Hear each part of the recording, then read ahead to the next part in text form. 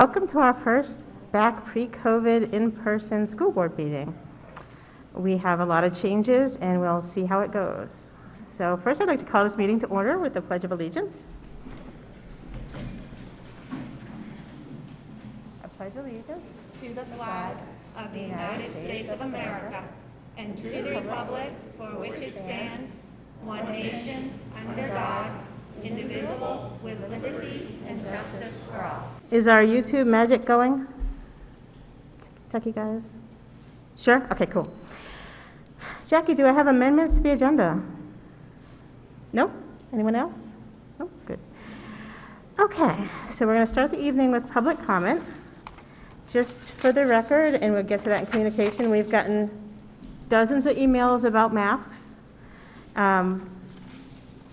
I assume based on the number of people here, we have some more comments on masks. Typically, if you read our policy, the entire public comment block is 10 minutes. If we get a motion to extend, we can extend that longer. So do we have a motion to extend? I'll make a motion to extend. I'll make a motion to extend. Okay, do we have a second? I'll second. Okay. Is that so up to 3 minutes per person who's going to speak, please.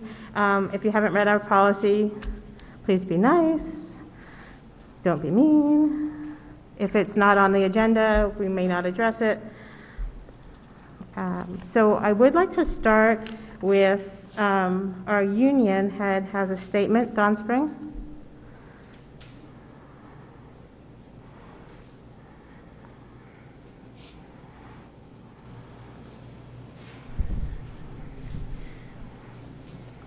So I'm Dawn Spring. I'm the president of the Weare Education Association, and I wear a lot of hats in Weare, but tonight I'm speaking specifically as the president of that association. In regard to the masks and the debate that's been going on October 15th, the board entered into an agreement with the association, and you can't vote to nullify either the entirety of that or sections of it. That's not legal. You can't vote to nullify the contract that we have. Mm-hmm. I would suggest or request, I guess, that the board follow the agreement that we have and request that the WEA come back to the negotiating table and negotiate new terms if that's what the board chooses to do. I'm happy to come back to the negotiating table, but I haven't been asked. So I'm not sure where that leaves us, but the WEA's stand is that even taking a vote on whether or not to remove masks when our MOA clearly says that we will follow CDC guidelines and that we will wear masks in all of the buildings and on the buses, any vote to override that is not a legal vote. So, thank you. Thank you, Don. Do we have other public comment?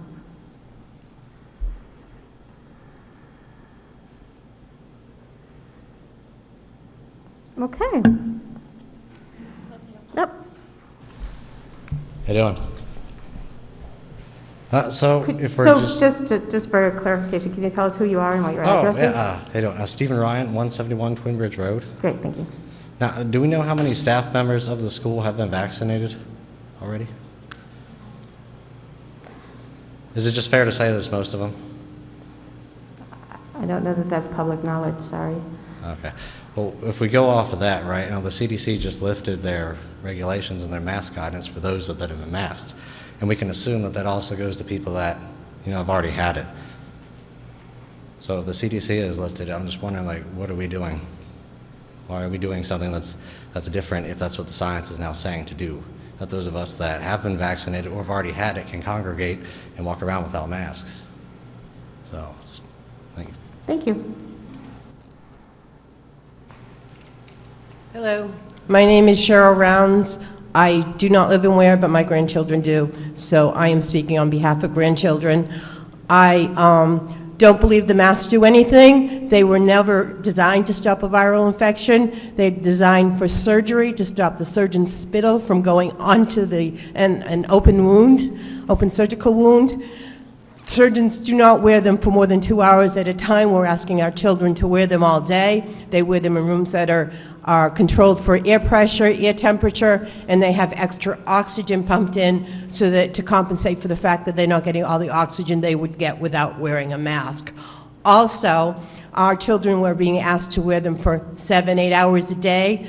When they're breathing out, it is moist, and they're breathing out bacteria and germs. The mask becomes a petri dish. So we're having our children re-breathe in contaminated air all day long. Plus, they're touching their mask all day.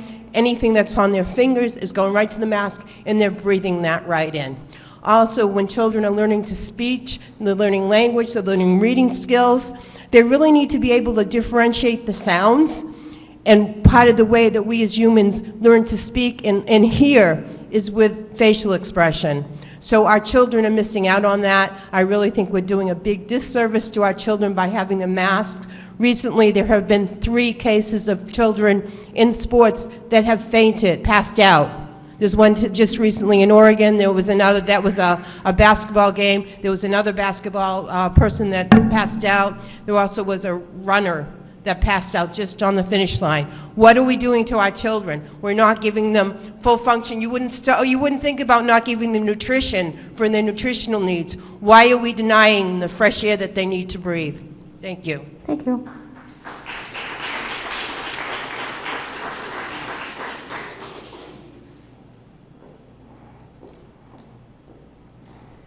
Good afternoon. My name is Leah Cushman. I'm a resident of Weare.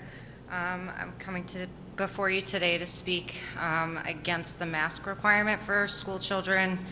I have some issues with the effectiveness of masks. On May 7th, the CDC updated its guidance, finally catching up with the research and declaring that COVID is airborne. The guidance reads, quote, COVID-19 spreads when an infected person breathes out droplets and very small particles that contain the virus. One can contract COVID when droplets or particles are breathed in or land in the mouth, eyes, or nose. This has been widely accepted in the medical community for months and blows holes in the CDC's theory on masking. Cloth and surgical masks are not rated to filter out these small airborne particles in the air. They don't protect the wearer from them. I learned that in nursing school when we learned about PPE and contact precautions.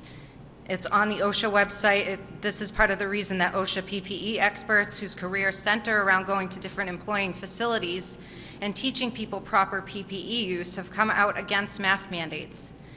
They see it as not only ineffective, but also extremely harmful.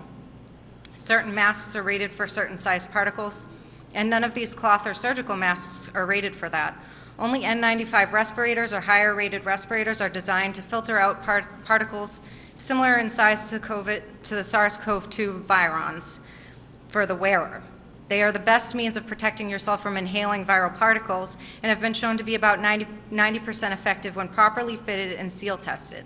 They are not rated to filter viral particles from the environment on exhalation.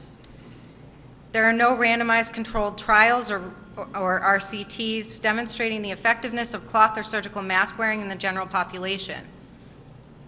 There are randomized controlled trials demonstrating that cloth and surgical masks are ineffective against bacteria, which are much larger than viruses, and there are randomized controlled trials showing they're ineffective at filtering influenza viruses, which are similar in size to the SARS-CoV-2.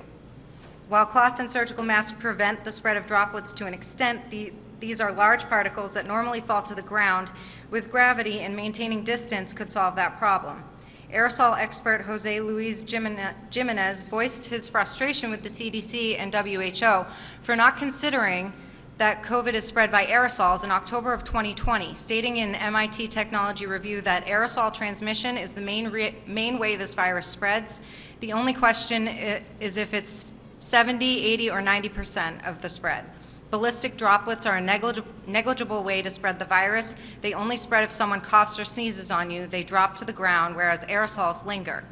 The problem with cloth or surgical masks is their tendency to increase the spread of aerosols, which remains suspended in the air for hours. There are studies showing that some mixed fiber, multi-layered, and tightly woven cloth masks are more effective in containing aerosols, but others have shown that breathing through a mask aerosolizes droplets. This occurs due to the laws of physics. The force of air pushing droplets through small holes creates smaller particles that are released into the surrounding area, which are light enough to remain suspended in the air. Aerosolized particles also escape through the gaps around the sides, tops, and bottoms of face masks. This aerosolizing of particles through the mask is increased with increased respiratory rate and tendency to speak louder and thus with more forceful exhalation, which are both common in people wearing masks, and I will get to the increased respiratory rate later. We've seen consistently across the country and around the world that cities, states, and nations with mask mandates had slightly higher case numbers per capita than areas that didn't, and case numbers spiked after mask mandates were introduced. Let's talk about the justification of requiring masks.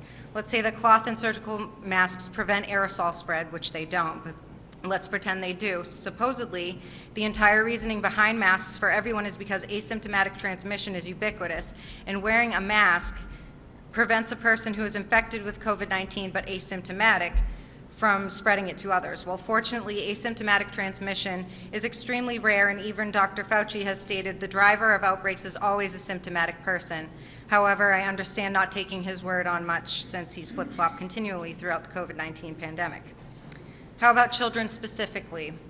When symptomatic, how likely are they to spread SARS-CoV-2 and infect other people? Recent research from Israel builds on earlier findings that children have little to do with the spread of COVID-19, especially children under 10. This is largely due to a lack of ACE2 receptors in the cells of children, which the SARS-CoV-2 virus binds to in order to enter cells and replicate. The risk that COVID-19 presents to children and the risk of children spreading COVID-19 is very low. Former FDA chief and public health expert Scott Gottlieb, who has been advocating mask wearing throughout the pandemic, recently called for ending indoor mask requirements nationwide because they're not indicated when the daily case per 100,000 is less than 10. New Hampshire is at 0.1 cases per 100,000 as of May 12th and falling. Now allow me to expound on the known risks and harms associated with mask wearing. Wearing masks lowers blood oxygen and raises carbon dioxide such that respiratory rate and depth of breath is increased.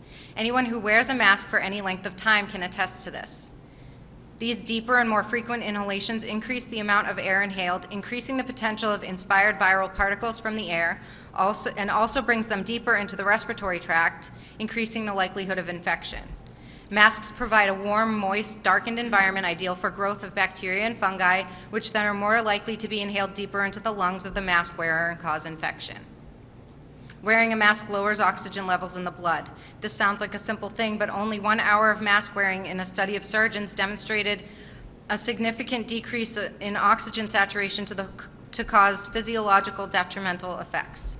Additionally, wearing masks traps CO2-rich air in the dead space between the mask and face, ensuring each breath will contain a higher percentage of CO2 and lower percentage of O2, inducing hypercapnia, which is high arterial blood carbon dioxide.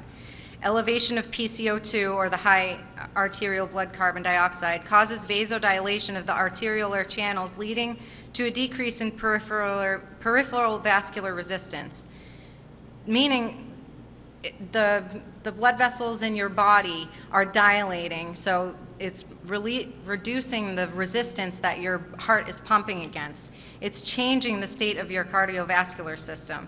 The decrease in this resistance is responsible for changes in cerebrovascular circulation time and the velocity of flow in cerebral arteries. In other words, it changes the velocity of blood flow in vessels to the brain. This has been confirmed through transcranial ultrasound Doppler studies of masked and unmasked individuals. If we follow this to its logical conclusion, prolonged mask wearing and its associated cardiovascular changes can present as much risk to health as medical conditions with similar pathophysiologies like sleep apnea, asthma, and COPD. Some studies have shown wearing a mask increases blood pressure. Many children are reporting rashes and acne, and doctors are reporting increased incidence of strep throat due to mask wearing. So we have risk of infection, decreased oxygenation, and increased PCO2 impacting cognitive ability, increased risk of infection to the wearer and to the people around them, increased risk of additional health problems associated with cerebrospinal and cardiovascular changes, discomfort, and effects on social and emotional health by lack of facial expressions and communication. There are many risks, and these kids are being forced to wear these masks almost 6 hours a day, every day. So what this all says to me is if you want to be protected, then wear an N95 mask, properly fitted, sealed, and leak tested for about 90% effective prevention. Cloth and surgical masks are largely ineffective since this virus is airborne. If the parents of some children want them to wear an N95 and goggles, they can. If others want their kids to wear cloth masks or surgical masks that provide little protection for anyone and carry risk, but make them feel good as a superstitious practice, they can do that too. If the teachers want to get vaccinated and feel that would provide them some protection, they can do that. But families need to have the option to not mask their children. There are potential risks and benefits to masking just as there are to not masking. It should be up to the parents to decide what risk they take. I recently found out that the Weare School District's Teachers Union is fighting against letting kids breathe freely because their contract states that CDC guidelines for masks will be followed.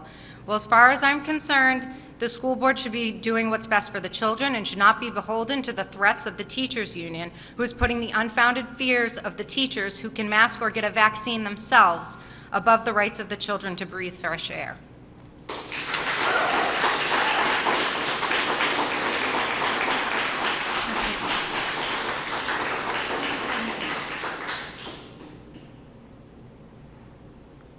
Tom Clow, 125 Concord Stage Road, Weare.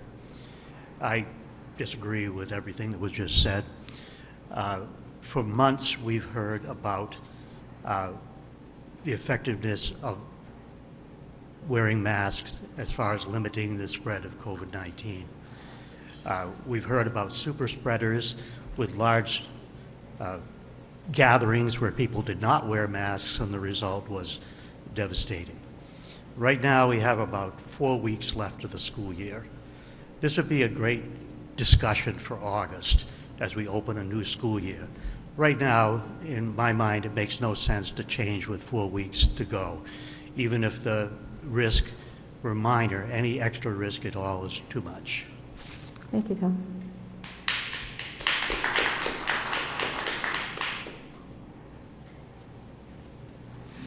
My name is Nancy Brennan. I live at 618 Concord Stage Road. I'm not going to get into the science. A lot of us have done a lot of studies. Like Mr. Clow, I tend to believe the science that supports the masks. I believe my oncologist. I believe Dr. Fauci. I believe the CDC, even though I haven't been thrilled with some of the way they've put their messaging out.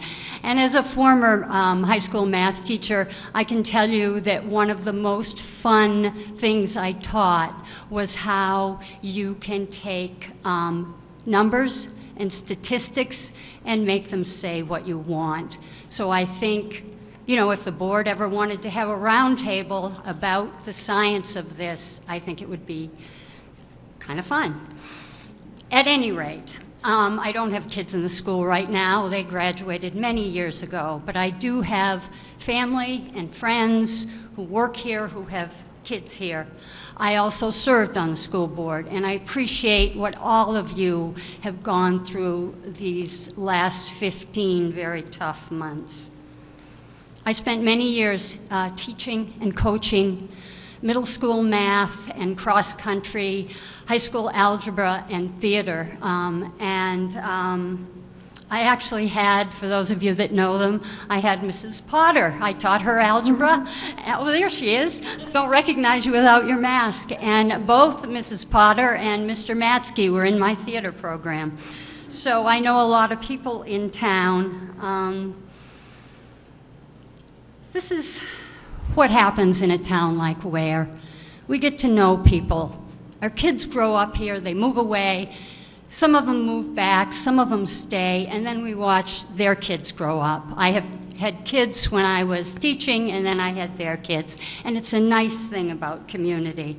Community is composed of those like my husband, whose family goes back to before this town was incorporated, 250 years or more. And people like me that have been here 50 years, and people that have been here 20 years or 2 years, but we're all part of the same community. Population has grown. but we still do things that feel like community, the shoveling of a neighbor's walkway when they can't do it, the donating school supplies to the kids that need them. A couple of years ago, our lawns were all filled with pink flamingos to support a little girl that was going through leukemia and chemo, and it was something that she loved, and we all put them out on our lawns, whether we knew her or not. In a community, we care about each other. Freedom is important. And it's a word I've heard for the last 15 months from people who choose not to wear a mask. I would say freedom is very important. My husband's family moved here for freedom of religion because they were kicked out of Seabrook for being Quakers. But I would say that with freedom comes responsibility. And anybody who has ever handed the keys to their 16-year-old to take the car for the first time knows about that responsibility talk. Smoking is no longer allowed in restaurants or on airplanes. Why? Not because we don't have the right to smoke, we do, but we don't have the right to blow secondhand smoke on others. And so we don't smoke in those buildings anymore. I don't know if Weare does, but a lot of schools have peanut butter policies. Kid has a right to eat peanut butter, but they don't have a right to sit at a table with a kid with a severe allergy. And so we make some rules to keep everybody safe. I would say that if our view of freedom is that if we can do whatever the heck we want and forget how it affects anybody else, then that doesn't sound like freedom to me. Sounds a little bit like selfishness. It wasn't the way most of us raised our own kids. It wasn't the way I asked my students to behave, and it certainly wasn't the way I expected my theater kids to behave. I appreciate that you on the board have followed the science. Science, to my mind, proves that masks work, but only if everyone wears them. There's only a month of school left. Most of the K-8 kids are not vaccinated. In fact, most of them can't even be vaccinated yet. Those are the kind of people that need to be in a fully masked environment. I urge you to keep this mandate.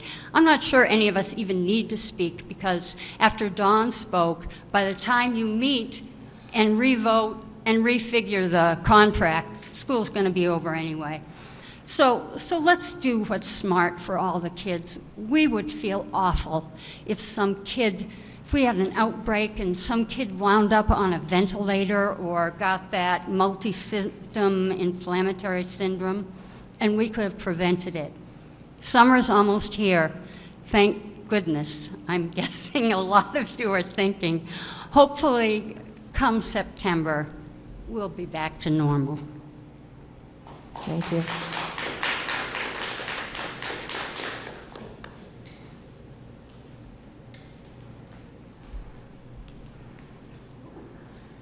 Crystal Petzold, 47 Peasley Road. This woman here that just spoke inspired me to come speak, so I won't be as eloquent as you, but I agree with everything.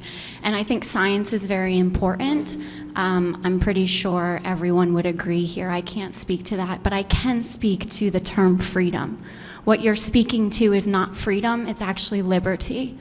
Freedom is you can do whatever you want whenever you want, but liberty, it comes with a responsibility, and we have First Amendment rights, and we can go through all of them, but I will not. But I do believe that we have a right to choose whether or not to put on a mask. And she spoke to something like smoking, she spoke to peanut butter, I think it was, but we also could do that with a lot of things. There's a lot of allergies that people have.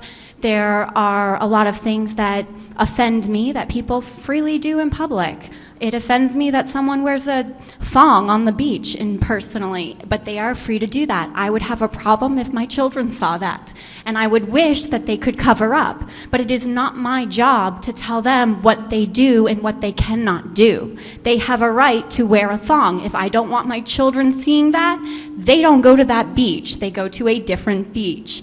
And so we want to talk about safety. We want to talk about, I have not worn a mask this entire time since day one. The only time I've worn a mask is to go onto an airplane because you can't fly. And I went on vacation during all of this. I got married in August, and I had 120 people at my wedding. Not one person was masked, and not one person left that place with COVID.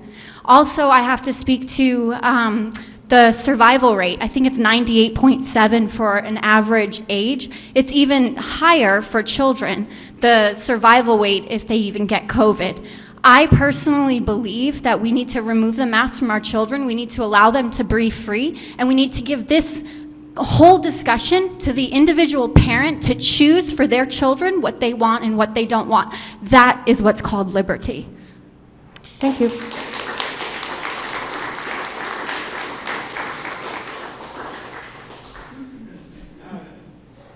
I've never been to one of these before. Am I allowed to ask a yes or no question to the audience? No? Well, on that, no one got sick at her wedding. And in fact, I would say that I haven't gotten sick at all this year either, and I doubt many people here have gotten sick. In fact, I telephoned my children's pediatrician, and the amount of cold and strep cases are like... Anyway, sorry. My name is Patrick Mccollum. I have 4 children, one of who graduated through John Stark. The other 3 are currently still in our schools. And like a lot of other people here, I echo the fact that this year has been really hard, and there has been a lot of sacrifices by our children, parents, and the teachers and staff. And side note, thank you. It is a scientific fact that masks can and do prevent viruses and germs from spreading. It's not a feeling. No one on this side of the room is talking about feelings. It is unfortunate to me that there are people that are willing to put the safety of our children and teachers over nonsensical political ideology.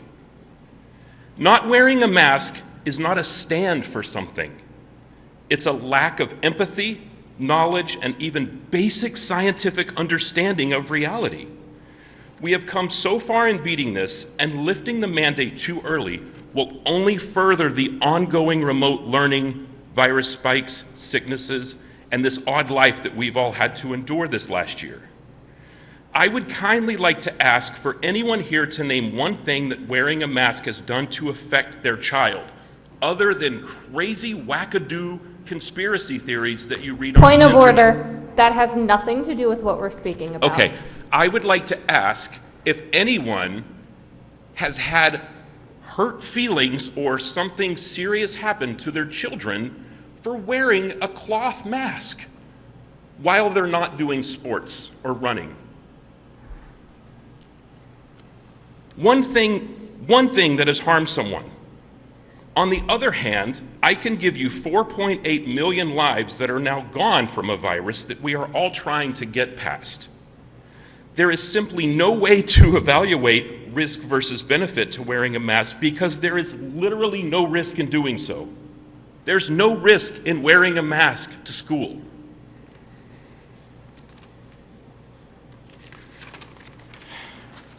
I'm almost done. I'll be quick. This is directly from the CDC. Mask wearing is a critical mitigation strategy in preventing the introduction and spread of SARS-CoV-2, the virus that causes coronavirus 2019, COVID-19, within school settings. That's on the CDC's website right now. From the Wall Street Journal, you guys probably read that. This was from 3 days ago. Research shows the spread depends on mask compliance and other precautions. the spread of COVID-19 in kindergarten through 12 schools appears to diminish significantly when wearing masks and other safety precautions are in place. And one final thing. From the Johns Hopkins Center for Health and Security, a place that anyone in this room would rely on their words if they were sick. This is their quote.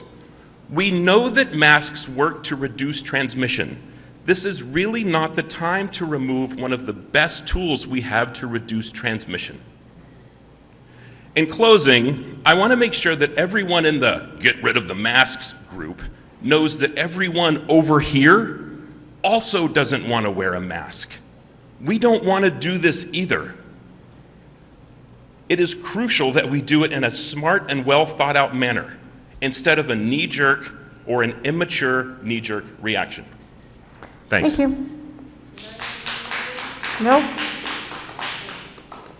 No, I'm sorry, if you read the policies, one per person. No, Holly, come on up.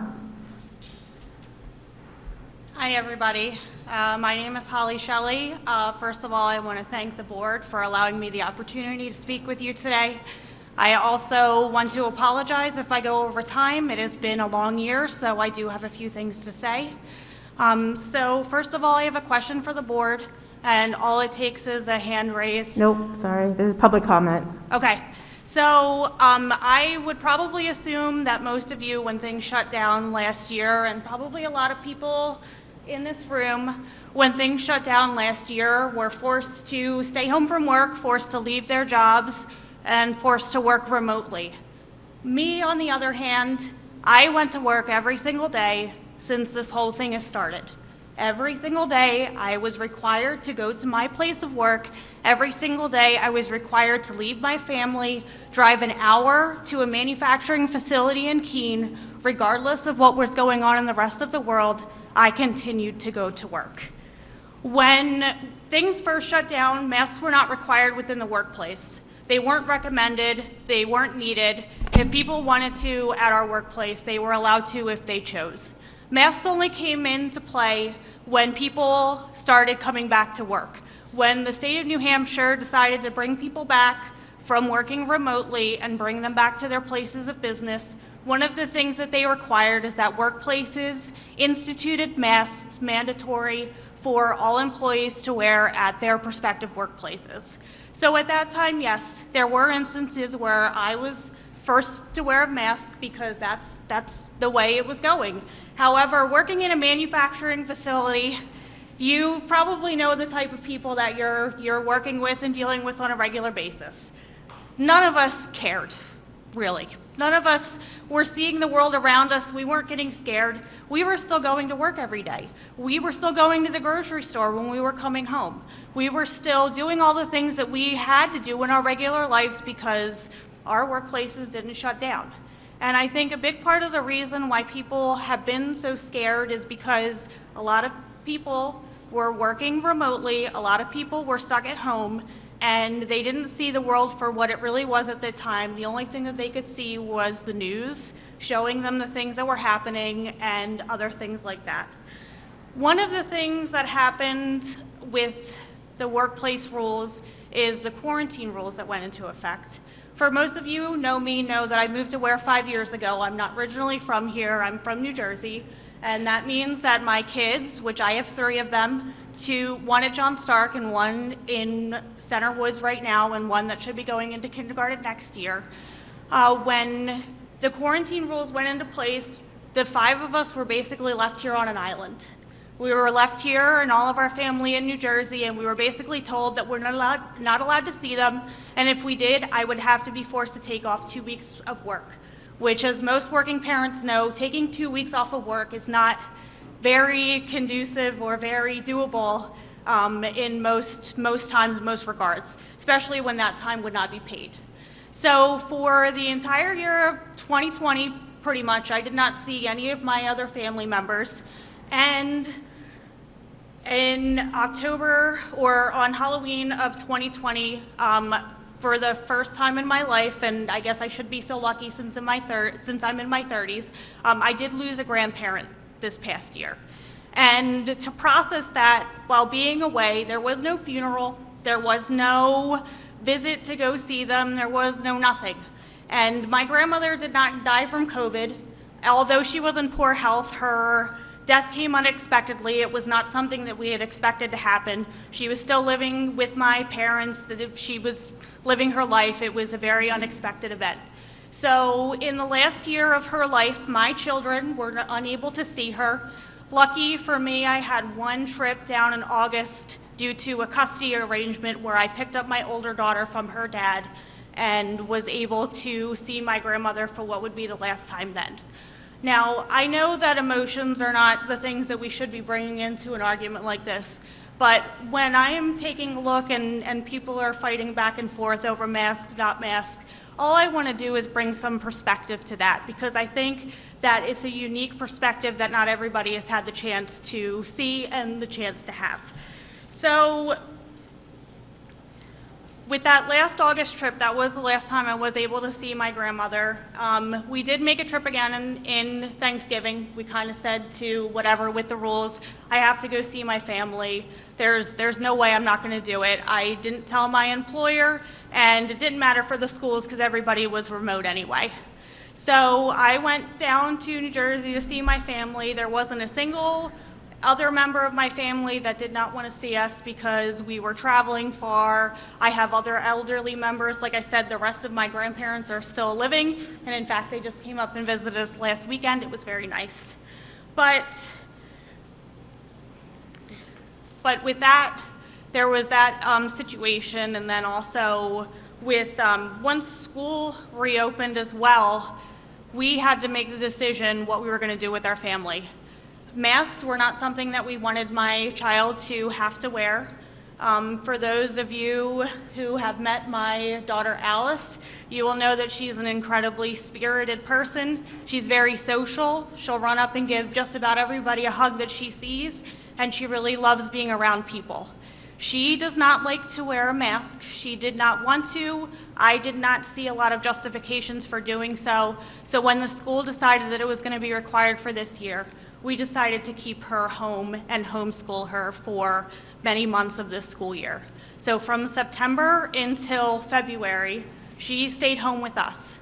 In February, we decided enough was enough and that we wanted to bring her back into school.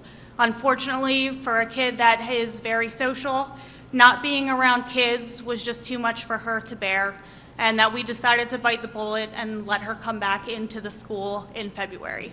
She still, to this day, asks me on a regular basis to ask to get rid of masks. It was the reason for running for school board this year, and the reason really for my every day, everything that I do is for my family and my kids.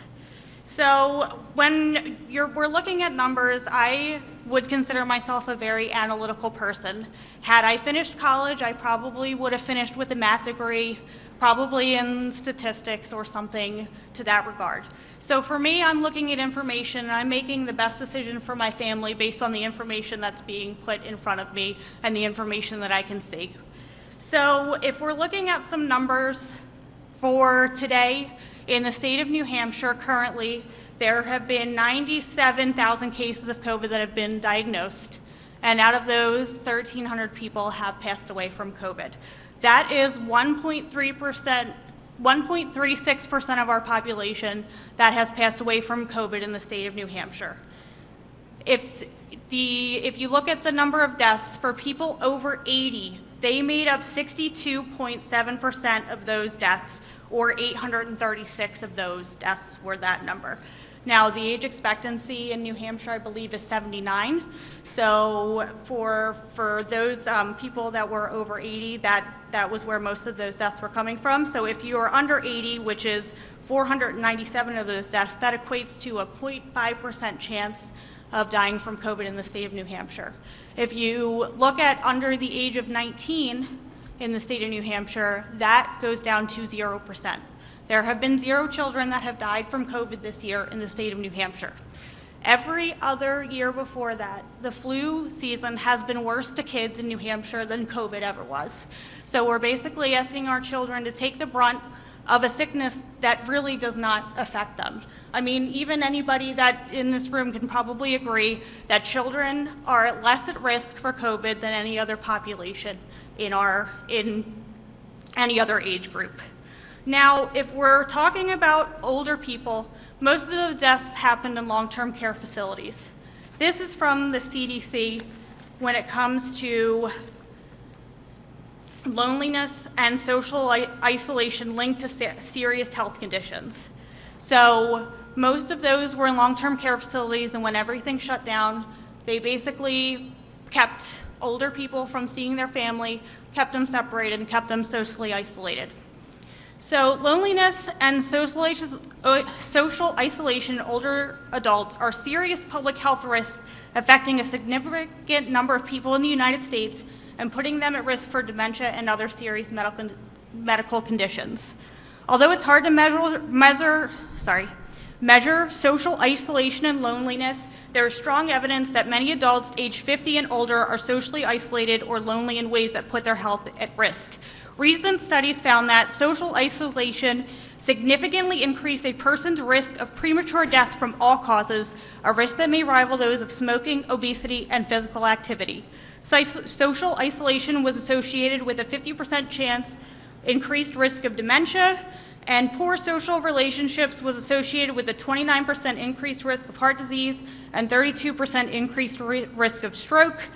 Higher rates of depression, anxiety, suicide, heart failure among patients was 4 times increased risk of death, 68 increased risk of hospitalization, and 57% increased risk of emergency department visits, and that's from the CDC.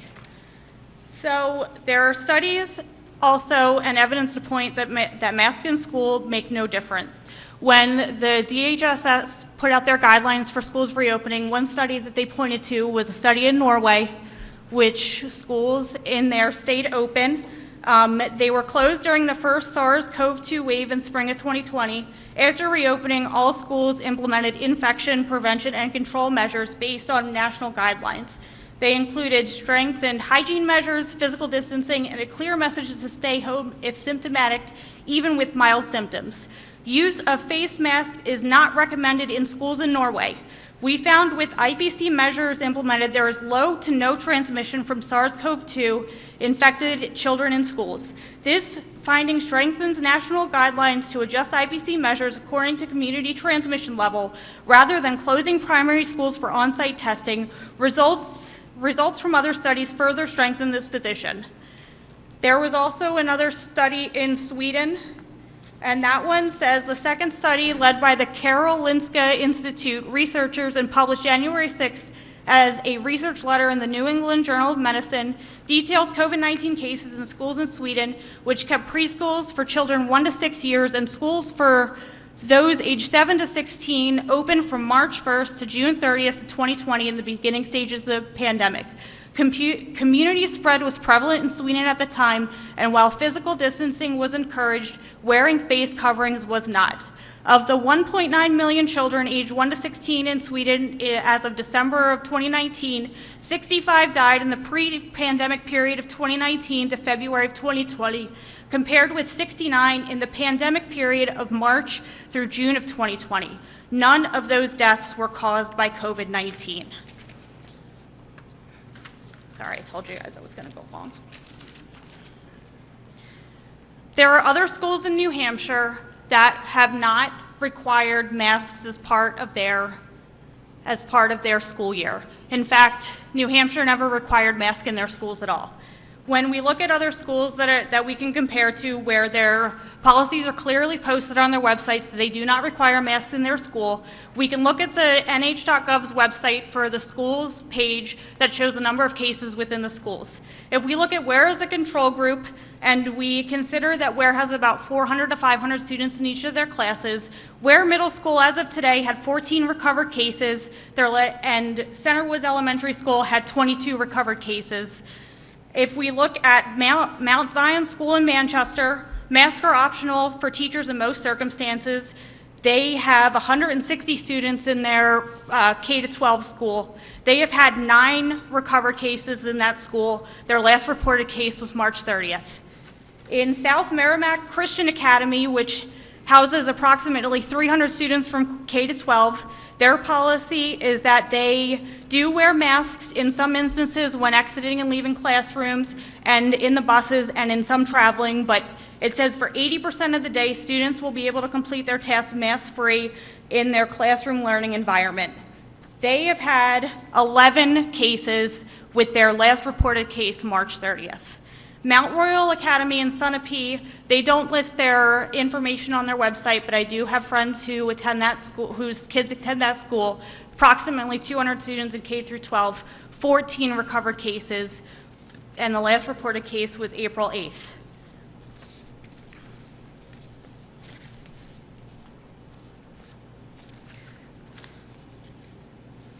So basically, if we were to be the school today that would get rid of their mask policy, whatever that means in light of the information from our lovely teachers union, we would not be the first school to be getting rid of their mask mandate recently.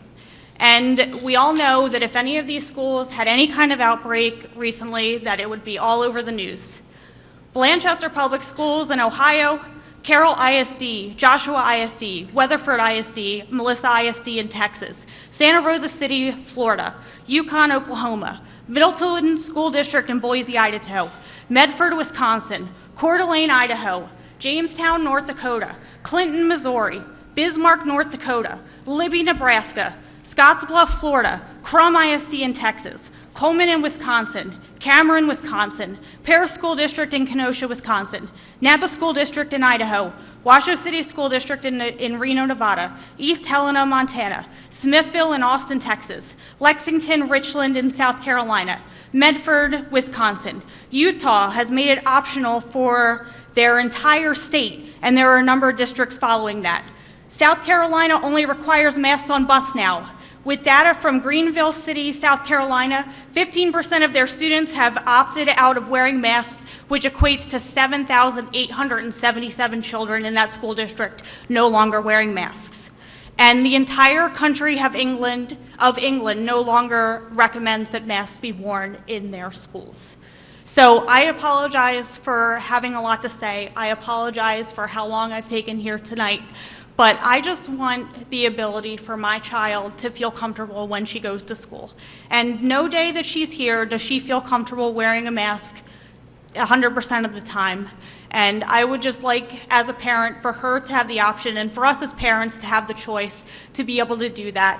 And I think that there are plenty of studies and there's plenty of science or whatever you want to call it to show that really there's no difference between wearing a mask in school and not wearing a mask in school. Thank you. Thank you, Helen.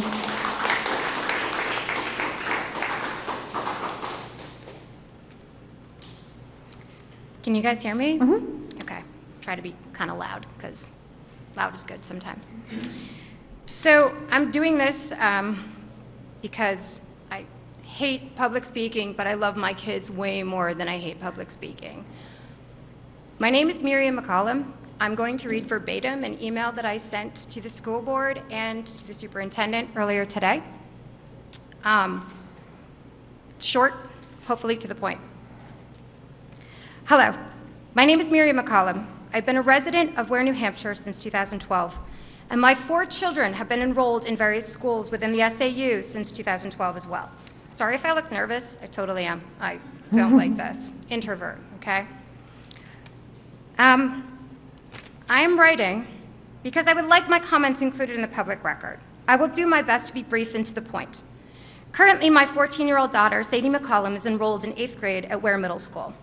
On an aside, I know a lot of you know her. She's a pretty cool kid.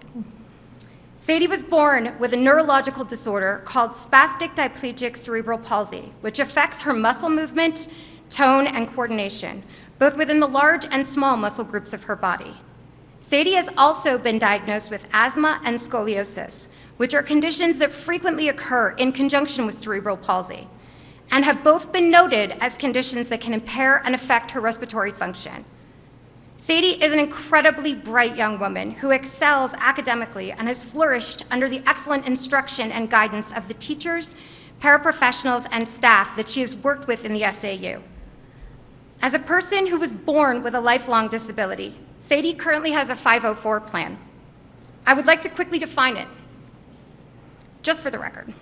The 504 plan is a plan developed to ensure that a child who has a disability identified under the law and is attending an elementary or secondary educational institution receives accommodations that will ensure their academic success and access to the learning environment. The 504 plan is named after the Section 504 of the Rehabilitation Act, a U.S. federal civil rights law offering protection for people with disabilities. It is my opinion that lifting the SAU 24 mask mandate at this point in time is unacceptable and may possibly constitute a violation of the rights and protections that my daughter has under her 504 plan, due to the fact that parents have not been granted sufficient time to ensure that their child is fully vaccinated. My daughter has 2 respiratory conditions which put her at higher risk of serious side effects when exposed to any respiratory virus. My daughter's team of doctors, a pediatrician, as well as an orthopedic surgeon and physiatrist from Boston Children's Hospital, which incidentally happens to be the most highly ranked children's hospital in the entire nation, have all agreed in consensus that mask wearing in the school and other public settings is strongly recommended until such time as she is able to be fully vaccinated.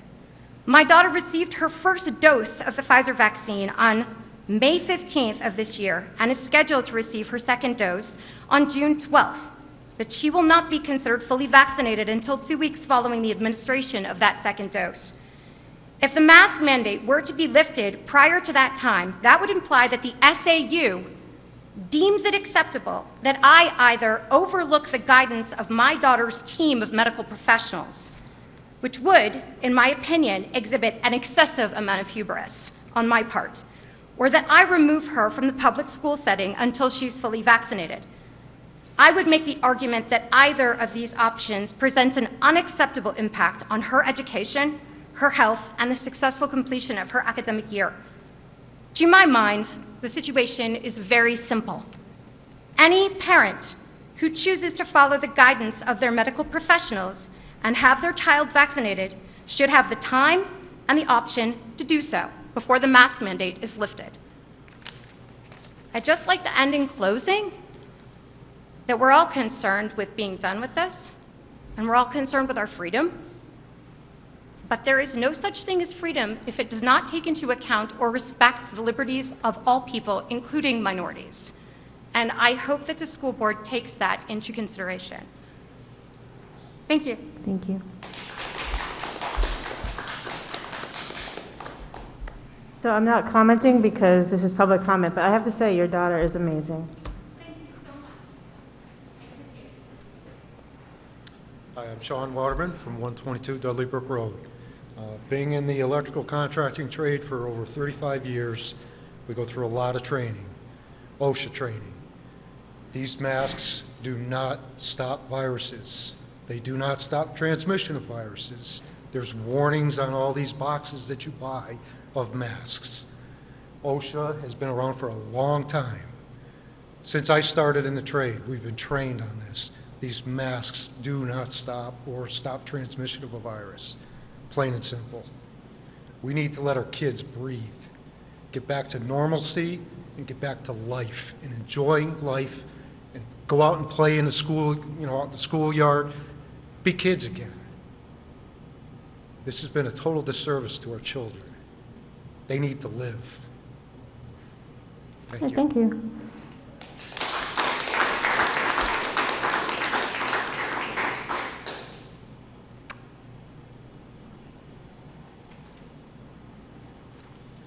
Good evening. I'm Janice Matthews, Weare resident. Tonight I wanted to express my support for parental choice. This isn't about politics. It's not about yes or no, right or wrong. It's about the parent being able to make choices that they deem is best for their children. Parents are the best judge of their family and their children's specific risks associated with COVID-19. Since the pandemic began, 0 to 19-year-olds have represented less than 1% of all hospitalizations. The same age group has recorded 0 deaths since the pandemic began. The data says that school-age children are very low risk of contracting COVID-19. The state of New Hampshire has lifted its mask mandate over a month ago, and there have been no spikes in overall cases. Actually, it's clear that the cases are on the decline. The most recent state of New Hampshire COVID dashboard, I looked at it about 3 hours ago, says that only 29 active cases in all of New Hampshire for children aged 0 to 19, with only 8 of those cases in all of New Hampshire being with children of 0 to 9 years old, which is representative of the children that we're talking about this evening. Weare Town does not have a mask mandate, in fact, has never had a mask mandate. Cases in Weare also are continuing to decline. As of today, there are only 7 active cases in all of Weare at any age. So that means that over 99.9% of the population of Weare is COVID-free. Thank you for supporting parental mask choice over mask mandates in our Weare schools. Thank you. Thank you.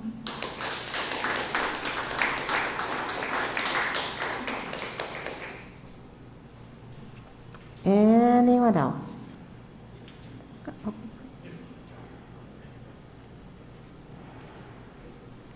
Good evening. My name is Keith Alberg. I live on Buzzell Hill Road in Weare. I do not have any children in the school system, but I have grandchildren here. A lot of people have already brought up a lot of stuff I was going to bring up, but bear with me. I'll try to skip over that area so it's not repeated too much. The bulk of my information came from the America's Frontline Doctors, which is a nonpartisan, nonprofit organization. I've been involved working with them on projects now for about 4 or 5 years, and the information is very beneficial.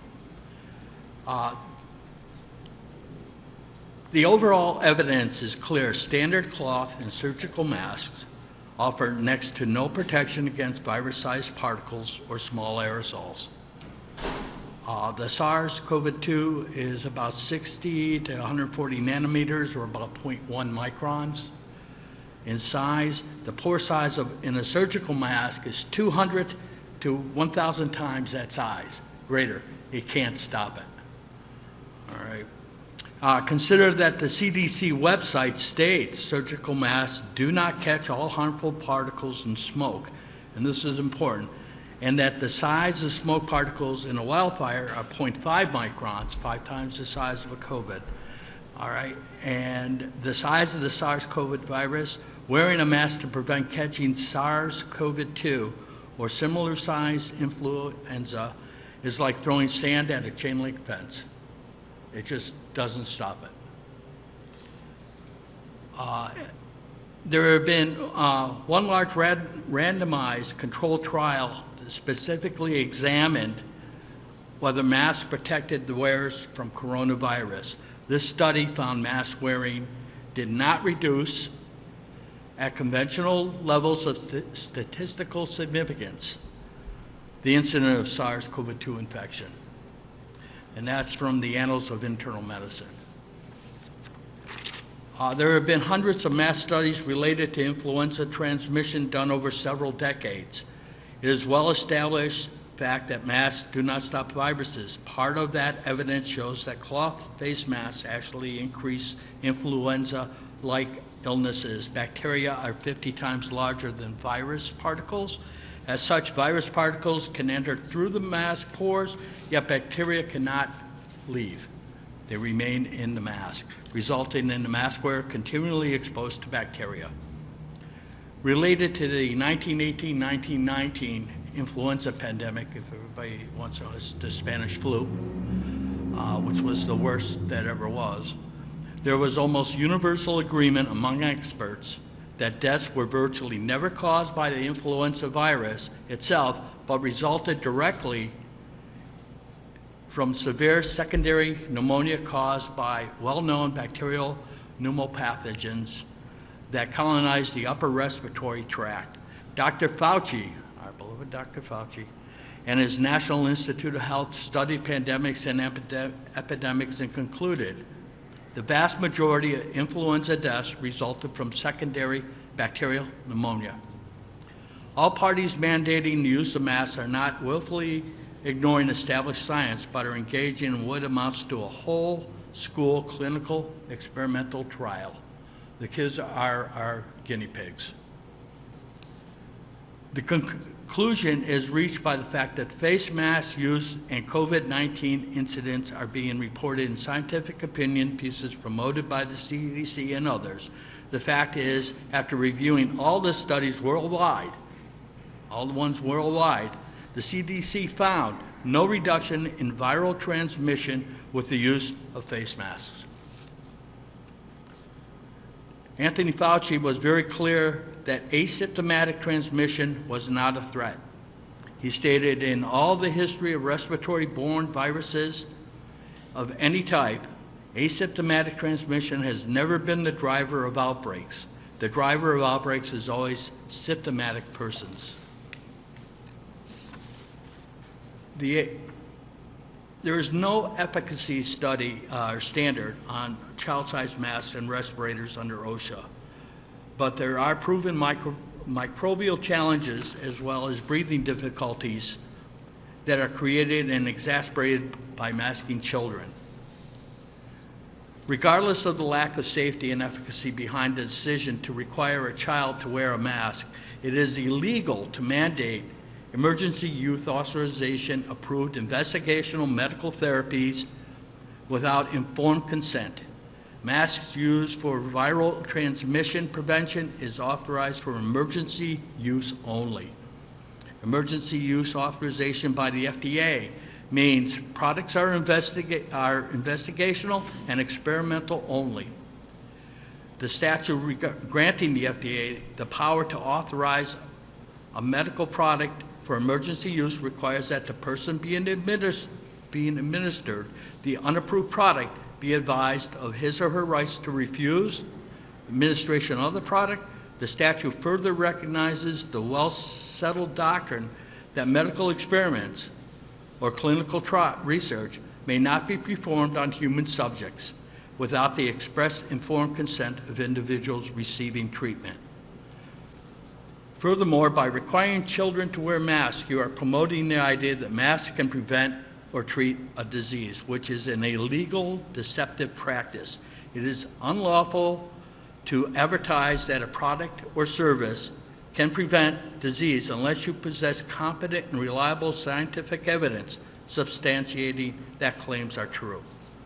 The FDA emergency use authorization for surgical and/or cloth masks explicitly state the labeling must not state, imply that the mask is intended for antimicrobial or antiviral protection or related for the use such as infection prevention or reduction. As you can see, that's not the way we're treating this. So rather than repeat everything else everybody else has said, thank you very much. Thank you.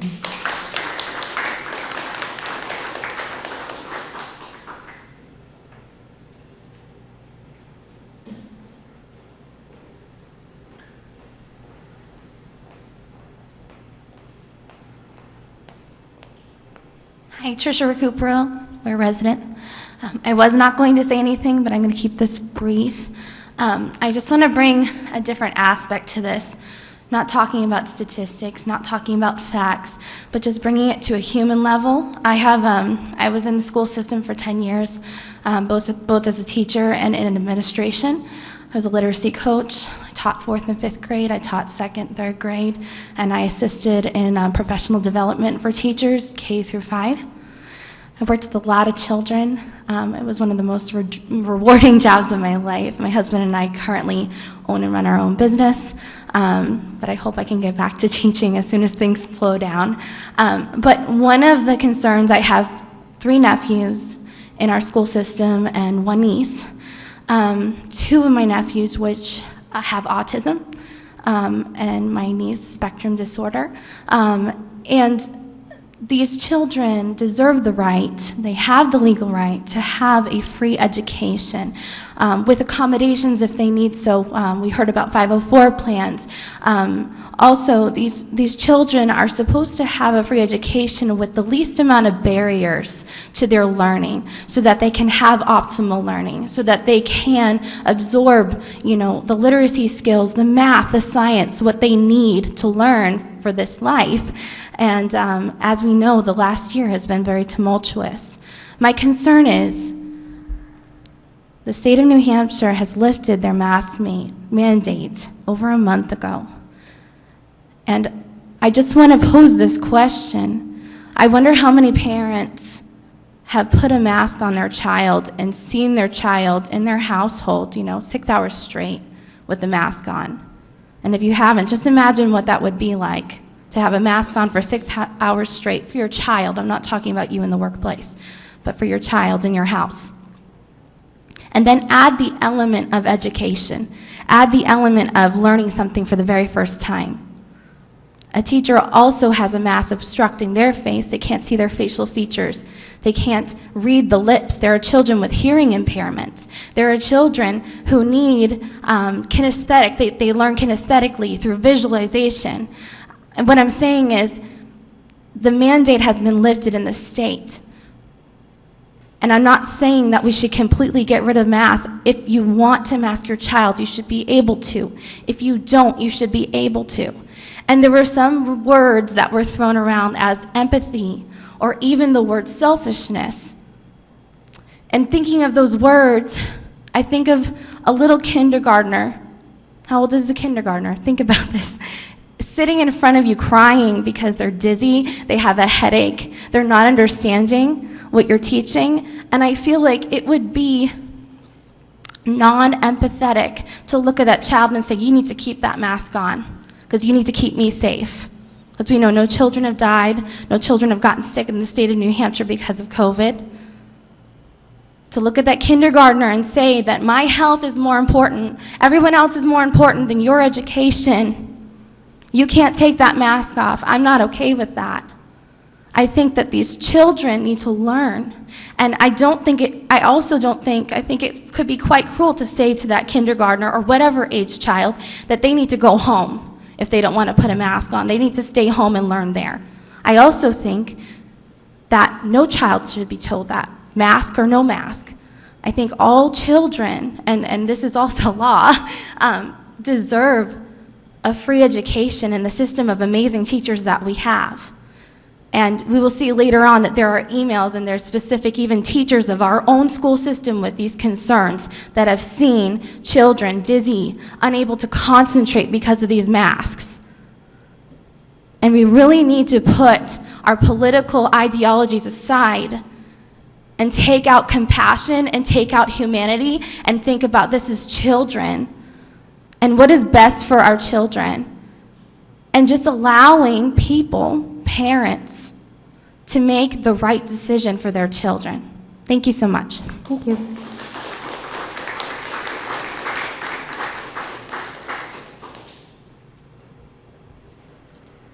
I would like to read an email we received and get it into, the public. Okay, I would respectfully ask that if you got a letter to give it to Jackie, because we've had about 50 letters, and that would be reading only one. So can you just... I'll read it later when we discuss it then, because it's from a teacher. It's pretty important to be heard, and she can't make it tonight and would like me to read it. Yeah, I believe it's policy to share with everybody else, so is it one we've seen? So it's in the public record. So it's in the notes already. It's in the notes, but I would like to read it out loud. Her and I have spoke about it, and she would like it read at the meeting. You can't go because you've already read. I think, first of all, public comment is not the board. So, no, because you've spoken.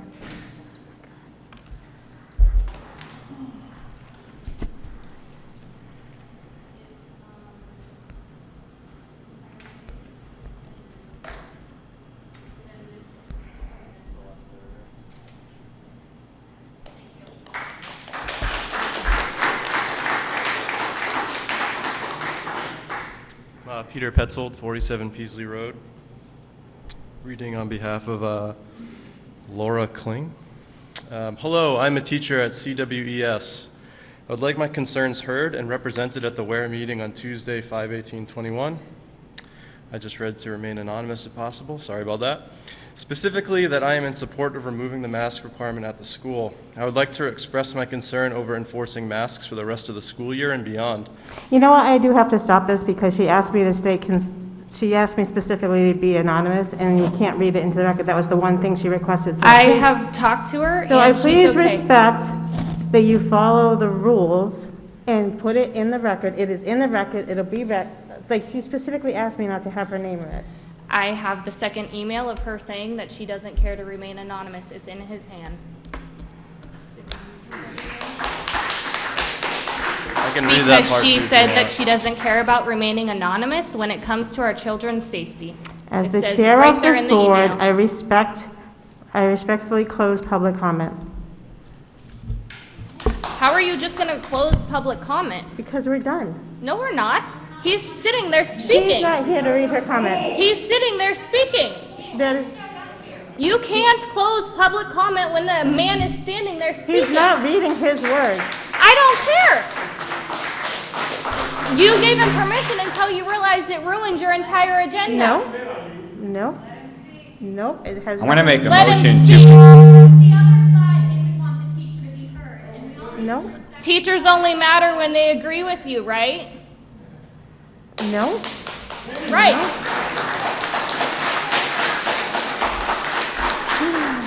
I think it's really important that we just try to remain respectful. Respectful while you're interrupting a man speaking? He is not speaking. Go ahead, keep going. I'd like to express my concern over enforcing masks for the rest of the school year and beyond. As far as the rest of the school year goes, bacteria requires a warm, moist environment between 70 to 90 degrees Fahrenheit for optimal growth, allowing masks to become a petri dish for bacterial growth. Many students I see come in wearing the same mask over and over again. Additionally, there are countless studies done that show their ineffectiveness and their actual cause for increasing sickness. Quote, face mask use in healthcare workers has not been demonstrated to provide benefit in terms of cold symptoms for getting colds, unquote. Face masks actually increase the risk for infection as found in another study. Quote, the rates of all infection outcomes were highest in the cloth mask arm, unquote. With the conclusion that, quote, moisture retention, reuse of cloth masks, and poor filtration may result in increased risk of infection, unquote. Asymptomatic carriers do not spread the virus. When I am working with students in the classroom and we aren't spaced out enough for them to take off their masks, they are winded while talking, have trouble understanding the lessons, and often ask me to take my mask down while I'm teaching so they can hear me better.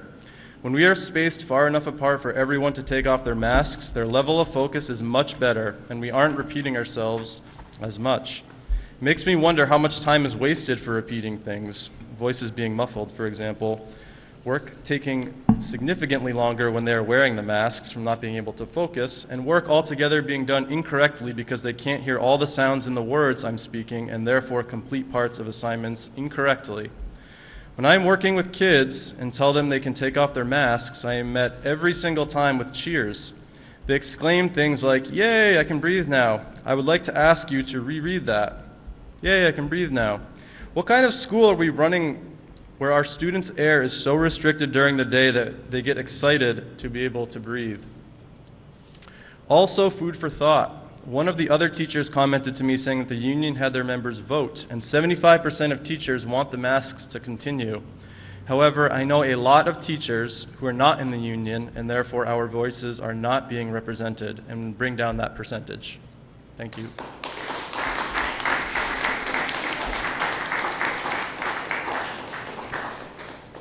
Okay, so do I have a motion to accept the minutes dated April 20th, 2021? So moved. Do I have a second? I'll second. Do we have any corrections? Okay, no roll call vote, so vote to approve the April 20th, 21 minutes, say aye. Aye. Opposed? Abstained.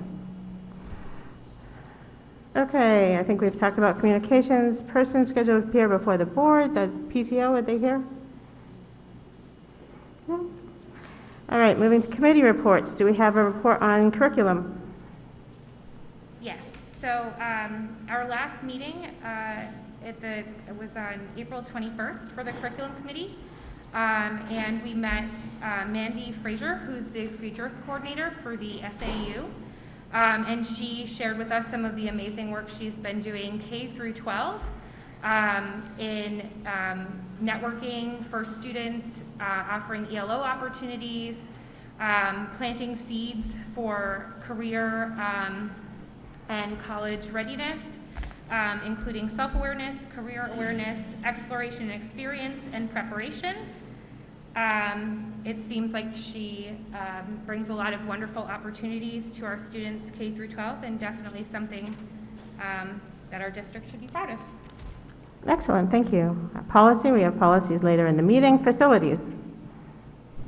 I'll speak for facilities. Sorry. So we discussed the projects that we're doing over the summer. One of the big conversations that we had was the project that we're looking to do at Centerwoods for paving. We discussed the implications that we had discussed this past board meeting with regards to the water flow issues that property has and freezing and things of that nature. And we have one vendor that we believe will address all those issues, and myself and the facilities director for Centerwoods walked the property to talk through all of those implications. So that was one thing we discussed, and then we also discussed really the future of those meetings and ensuring that the strategic plan is moved forward with regards to the capital improvement plan, and making sure that we have a 10-year plan for any kind of capital improvements that we're doing moving forward. Great. We don't have negotiations yet. Community relations, nothing to report. Transportation?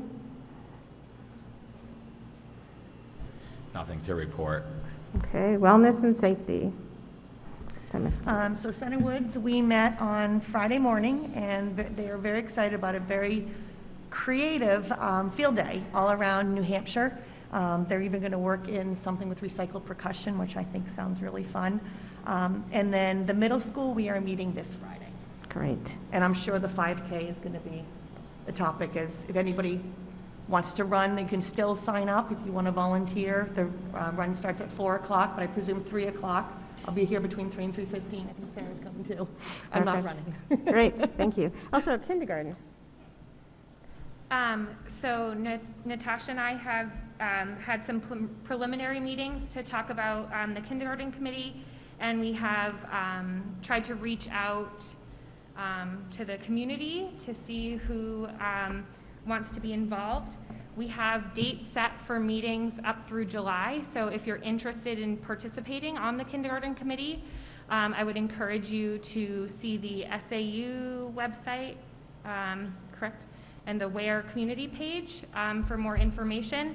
And yeah, I hope people feel passionately about educating our kindergartners. Excellent, thank you. So I think the principals had they had a good break. You guys don't have reports, right? We will be happy to speak to the process to put together the single handbook which replaced our reports. So would you like us to speak to that when we get to the handbook adoption? Handbook, sure. Yep, that makes sense. Thank you. Thank you. All right, so Jackie. As reported. As reported. Questions for Jackie? Nope. Okay, manifest. So the manifest will be presented through DocuSign, so you'll be able to sign that electronically.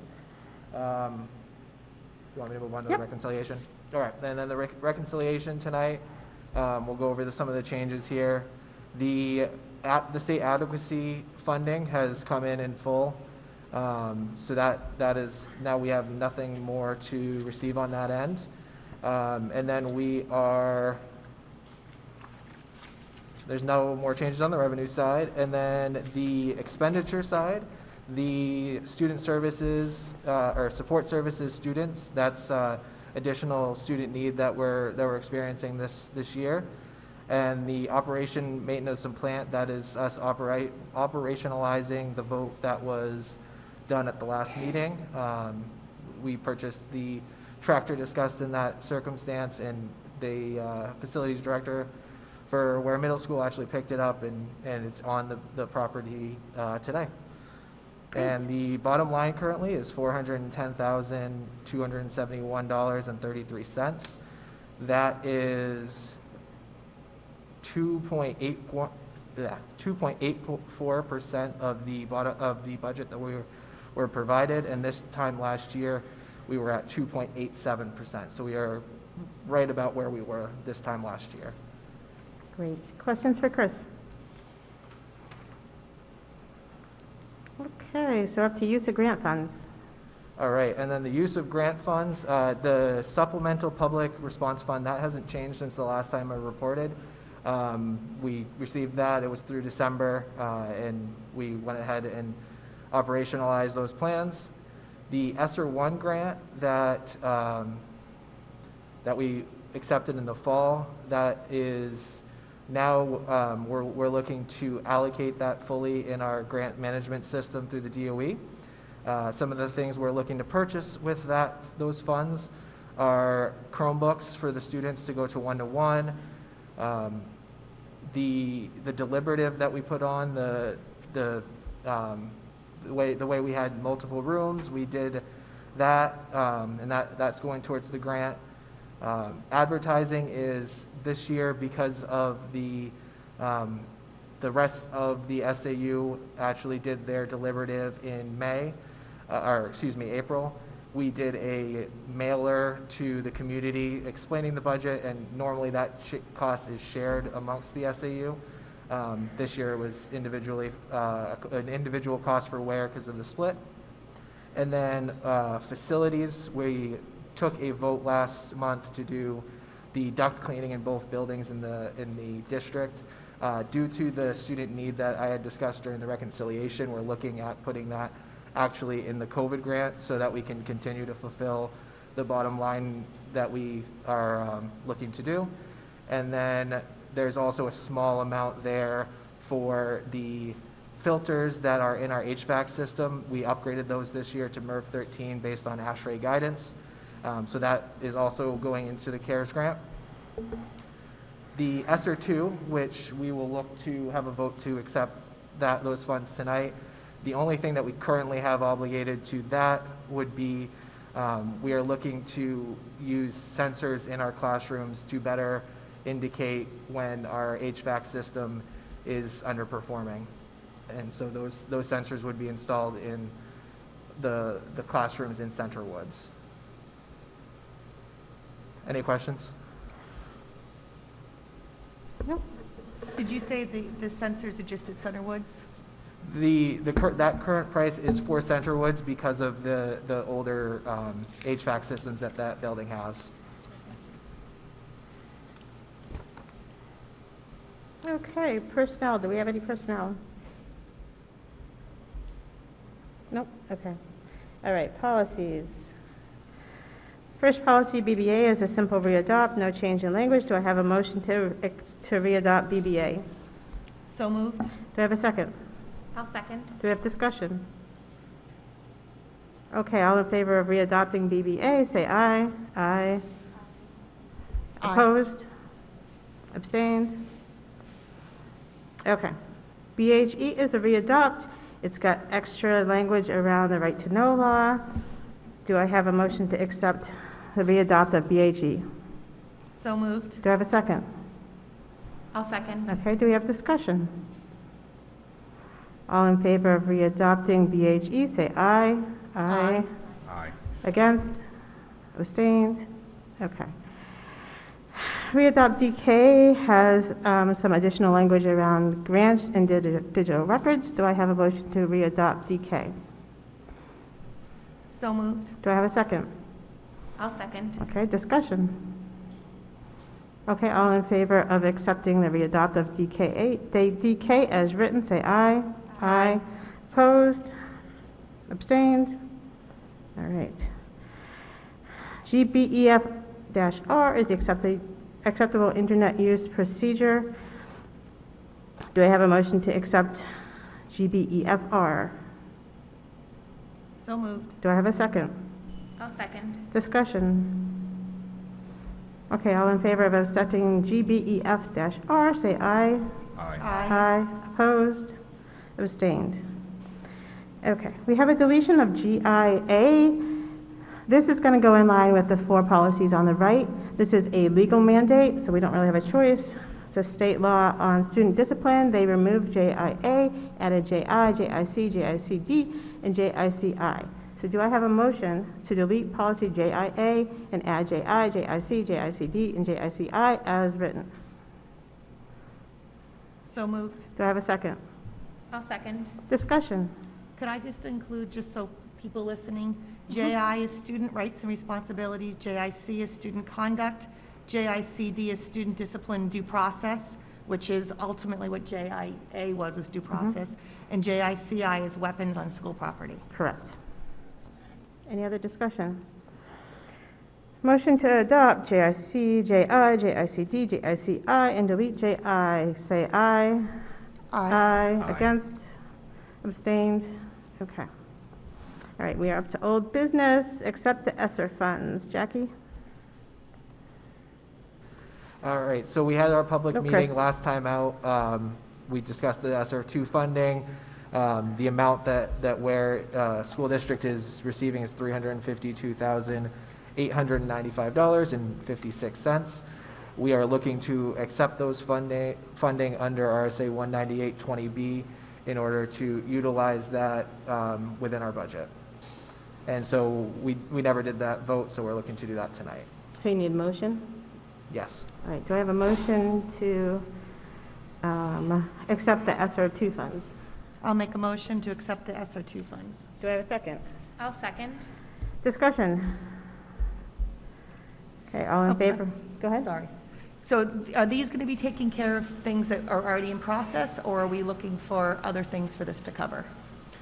So the ESSER 2, that was the CO2 sensors that we had discussed Okay, during the yep. grant. That's the only thing that we've officially put towards So that far. grant, but there's a lot of discussion with regards to learning loss, social and emotional learning, and, Yep. and all of the like, and facilities. And so we're continuing to operationalize those funds. Okay, thank you.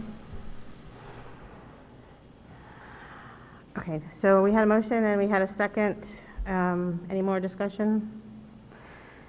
Okay, all in favor of accepting ESSER 2 funds, say aye. Aye. Opposed? Abstained? Okay, so before we start the mask requirement, I will reiterate that we are in a legally binding MOU with the union. So the school board members are welcome to comment on whatever they like. You could also make a motion to go into negotiations with the union immediately, or with the understanding that we will be going into negotiation with them in June, it can be done at those times. So those are the options. So I will now open up the floor to the board. I would like to make a motion to enter negotiations with the union immediately.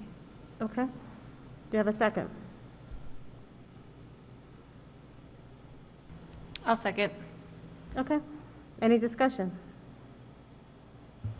I have something, I'm not sure if we should talk about before or after, but if their contract says we go along with the CDC, then I think we are obligated to not have vaccinated people wear masks, because that's what the CDC recommends. Okay. We're talking about Just teachers. The CDC says they don't have to wear masks, but I think it can be a choice for anybody. It's not saying that they have to unmask. Well, So the just the contract says we have to go along with the CDC, so I believe that we're supposed to change it to go along with the CDC. Quick point of order. This is a board discussion, so while I appreciate the commentary from the board, this is kind of a five-way discussion, but go ahead. So you believe that the CDC says anyone with a mask shouldn't wear a mask?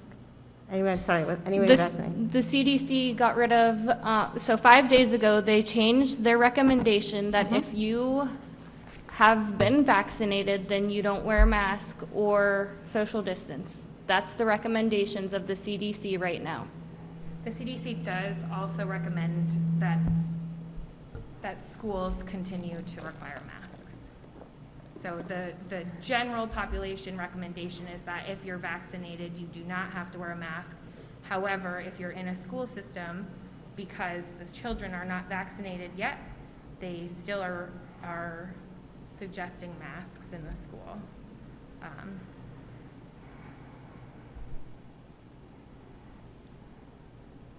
Any other discussion on the motion on the floor? Okay, so the motion is to immediately go into negotiations with the union. If you vote yes, say aye. Aye. If you don't say yes, say no, no. No. And abstains? No. Okay, so it passes 3-2. All right, so new business, multi-tiered system of... I don't think we're past that yet, because I also think that we need to address the fact that we need to go along with the CDC, like it states in number 9 of their contract. So I want to make a motion that we don't make anybody who's fully vaccinated wear a mask. You can't do that because the way to negotiate the MOU is through the negotiations. I'm not changing it. I'm literally going along with it. Number 9 in the contract states that we follow the CDC recommendations. The CDC recommendations are for fully vaccinated people to not wear masks. And I can bring it up right now and show every single one of you. I disagree It's not with that. it's not debatable. They're saying they don't have to wear masks. I think that's Right. different than saying, you can't. They And I- don't recommend it, So- which is what we're following, the CDC recommendations. But still, you can still have choice if you want to. Exactly. Thank you for agreeing. No, I mean, for people who are fully vaccinated. Right, can they still have a the choice now. If they want to wear a According to the CDC. Right. They have a choice to wear a mask or not, according to the CDC. But what you're We're saying agreeing is you're here. No, what you're saying is you're forcing them to No, not I wear a didn't. mask if they're vaccinated. No, I didn't. I said we should follow the CDC guidelines with the fact that if you're fully vaccinated, you don't have to wear a mask.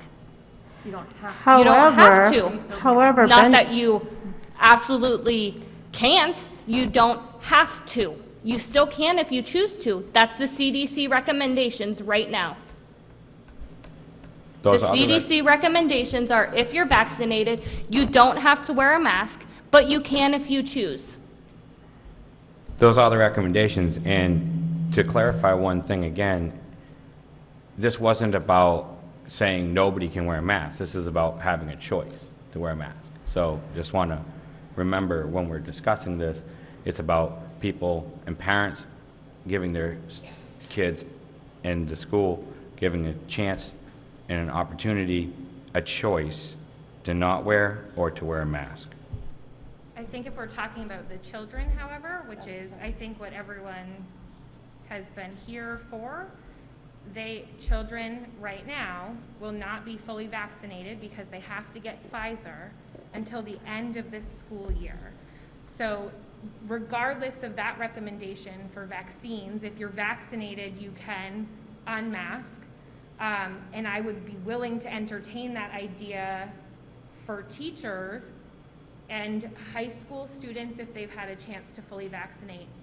But at the middle school and elementary school level, there will not be any fully vaccinated children. So that CDC rule would not apply to the children, which is what every person came up here advocating for.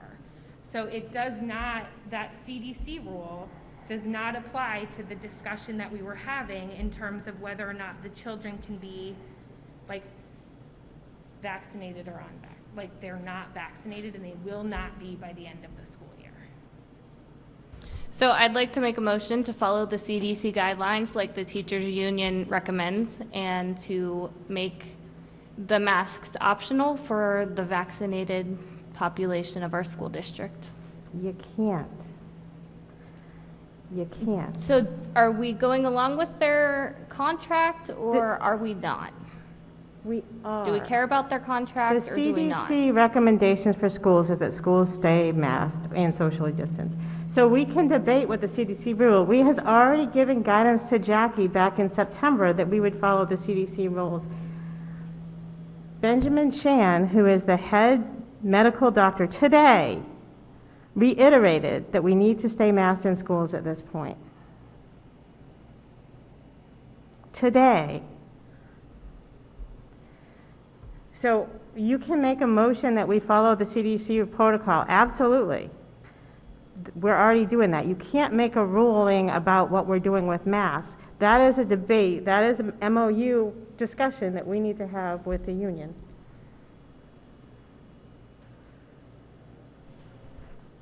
If we're following the CDC guidelines and they say tomorrow that schools don't have to wear masks, then what you're saying is we don't have to come back to the discussion table. Masks. No, don't have to is different than must, right? But it seems to be one way, not the other. Hmm?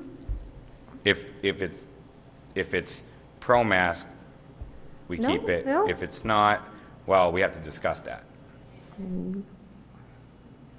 I think that the difference there is that right now we are legally bound to masks. And so it is a different conversation because it involves another party to make that decision and agree to the unmask. So it is a little bit of a different conversation. And I think that what we have done is given the opportunity to go back and have that conversation in a way that meets the legal requirements of the board and the union and has an opportunity for people who want to continue to investigate removing the mask mandate have an opportunity to do that.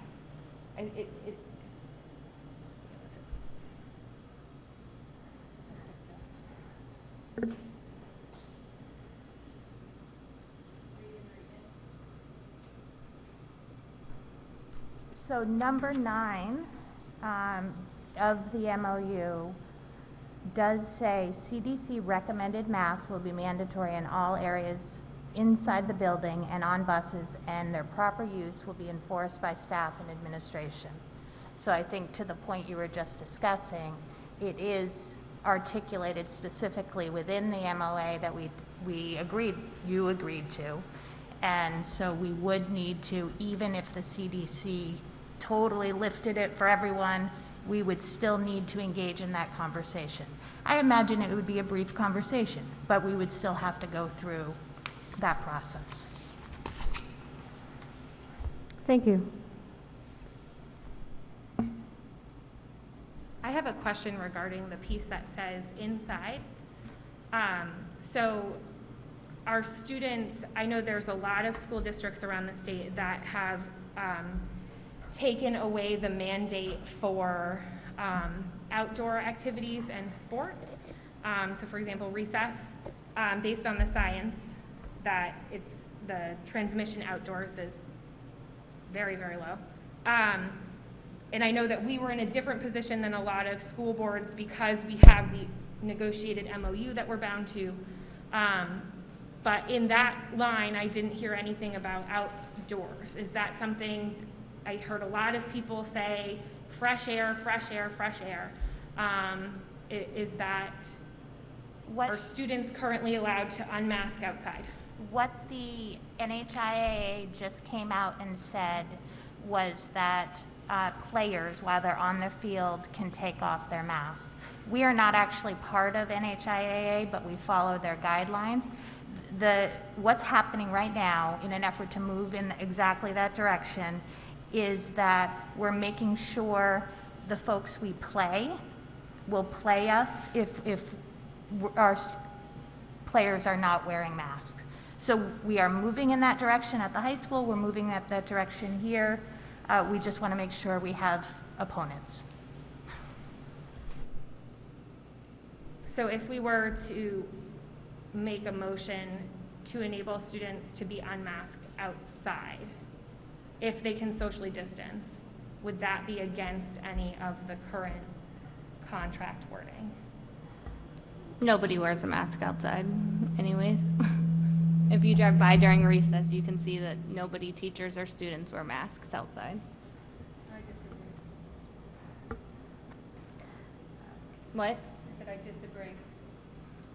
Can't disagree with something you see. You can't say nobody.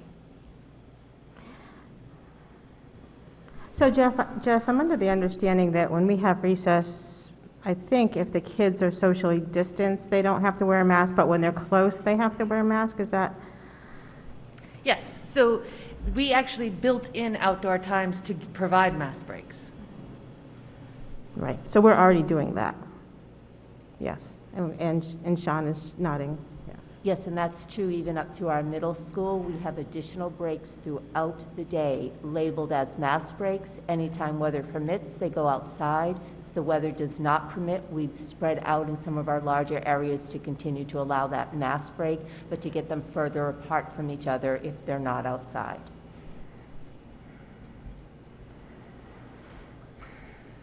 How many times a day are these mask breaks, just out of curiosity?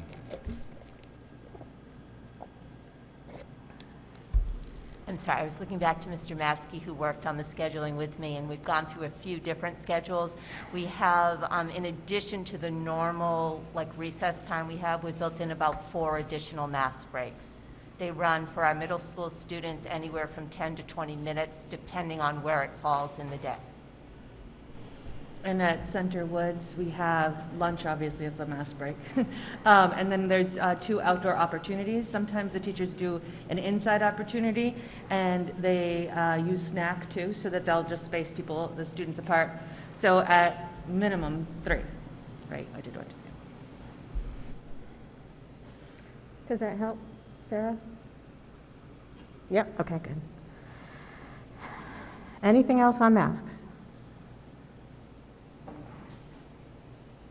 All right, the next agenda item is multi-tiered system of support, MTSS. Yes, so you have a packet or a sheet in your packet describing the multi-tiered system of supports. I'll just briefly share with you that this is the next iteration of our response to intervention that we've been working on over the last few years, and this just takes that program to the next level and expands it beyond academics, and I'll certainly be speaking to this more in the coming months. Great.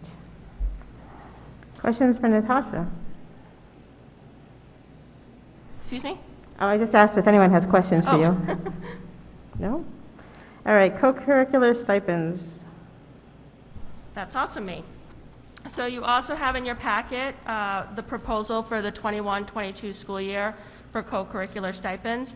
This is an annual event that we bring to you, the proposal for stipends next year. There are a few changes, and there is also information reflecting which co-curricular positions did not run this year due to the pandemic. And I would be seeking a motion to accept these recommendations. Do you have a motion to accept the co-curricular stipends? So moved. Second? I'll second. Okay, any discussion? Okay, all in favor of supporting the co-curricular stipends as written, say aye. Aye. Aye. Opposed? Abstained? Okay, federal funds general assurances, fiscal year 2022. I've explained this a few times, but one of the things as we accept federal funds, we sign assurances that we're going to follow all the regulations around federal laws and procedures, and so just making sure you're aware that Wendy's going to sign and I'm going to sign, and you have access to those assurances so you know what we're signing.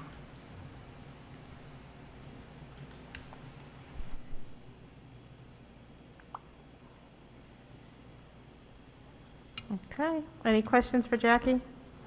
Nope. Okay, the big one, handbook approval. Well, I don't think that's the big one, but I will take it. We actually were charged with creating one district-wide handbook. Last year, and every year prior to that, The two buildings and then the three buildings presented their own handbook. And in an effort to be more streamlined, to communicate the same message, we were charged with actually creating one. And so Sean and I worked together on that. It was a great process. We actually found that there were more similarities than differences. A lot of times we were saying the same thing with different language. So we did create a brand new handbook. What you don't have in front of you this time, though, is you don't have the edited version because it's a brand new handbook because we took two different things and put it together. We didn't take anything out. We just massaged it so it's saying the same message. So that is what we're presenting to you today. And did you have anything, Sean? Or is Probably the only thing I would bring to the board's attention is that the few areas that were differences, like Jess has kindergarten, I have 8th grade promotion dances, you'll find addendums at the end to address those very few areas that we don't share across the K through 8 facility. Great. Does anyone have questions, feedbacks, or thoughts on the handbook? Can I forgot to mention one thing. Yeah. I apologize. We are working on the other handbooks this summer. It's a lengthier process than we originally assumed. Great. No? Okay, so you're not asking, are you asking for an approval today? No? Yes. Yes? Okay, so do I have a motion to approve the new handbooks?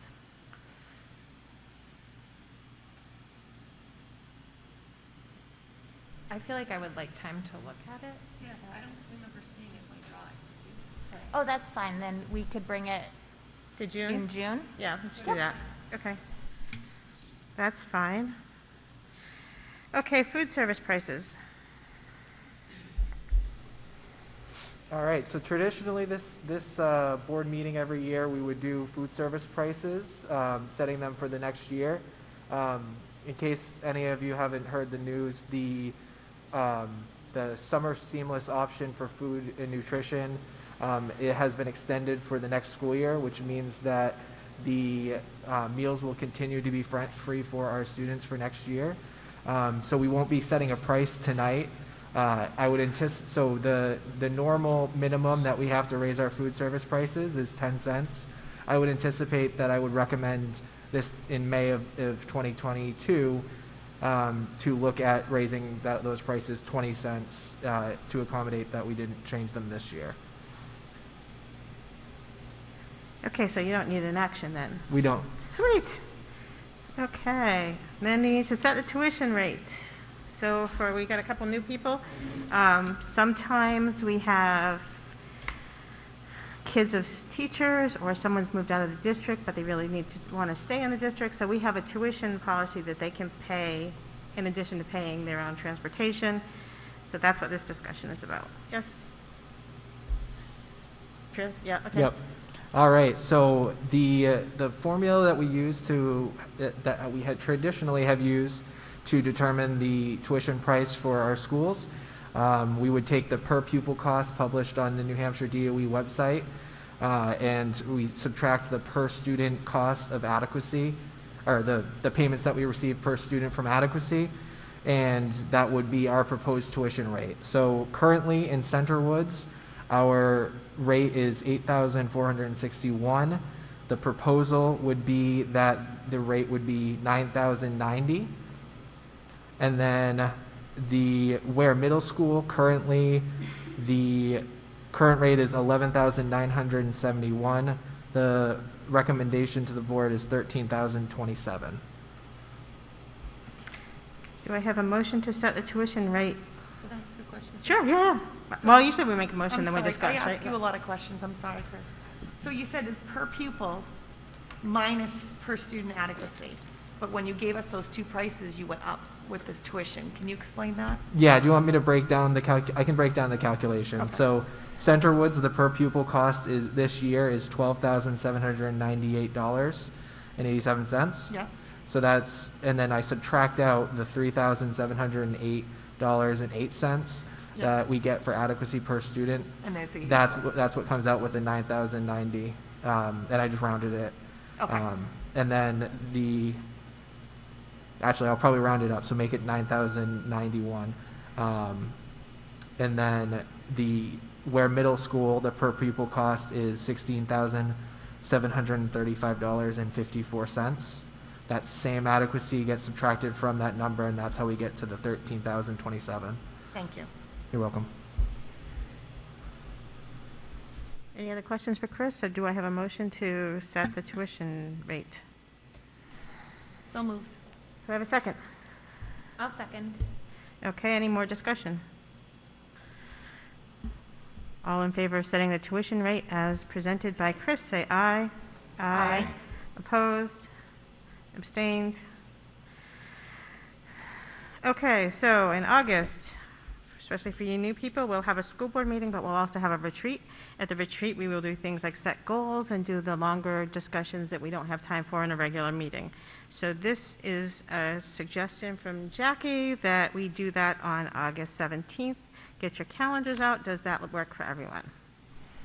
The idea, I think, would be to begin at 2 or 3 o'clock and have it bump into the meeting that is scheduled for that evening. Right. August 17th. Works for me. Anybody else? You good? Okay. We are up to the second public comment. I think everybody's spoken. Okay. Say what? Do we have one? Okay.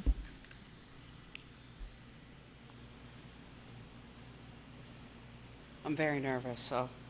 My name's Kelly. I live on River Road. I had emailed everybody regarding 8th grade graduation. Right, right. So I just think that with everything kind of opening up, that our kids deserve to have a normal graduation. John Stark is having one. They get to have 8 people go per person. I don't expect that. 2, maybe. I just think they deserve something normal. They've missed most of their 8th grade year. They've missed their Washington, D.C. trip. They've missed a lot of stuff. So I'd like them to have something normal to celebrate making it through. And that's it. Thank you, Kelly. Any other public comment? I would like to address that. I did talk to Sean and Jackie. I know our kids have lost so much this year, and they have made so many accommodations, and it's been a really crappy year. So I did go and talk to the administration. Unfortunately, at this point, I think it's too late for them to make some of those accommodations, I think, but you did. No. Go ahead. I have a couple thoughts about that. Okay. One, we are really excited about some of the opportunities that come. The John Stark graduation is not going to be normal. It is, we are doing mitigation strategies. People are sitting in pods. We are adapting. The event, the 8th grade promotion ceremony, was lovely last year. And it was weird and it was different, but the other thing we're excited about is the 8th grade dance that is going to be happening at John Stark under the tent. And I think it is a way to celebrate. It's something new in a different venue. They get to be at the high school. I think that it's going to be all decked out. And so it should be a nice way to celebrate. It won't look exactly the same as it has in the past, but I do think we can make it special and celebrate the kids. What a public comment. Okay, so anybody have agenda items for future meetings?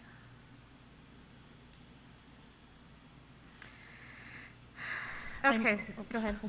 Go ahead.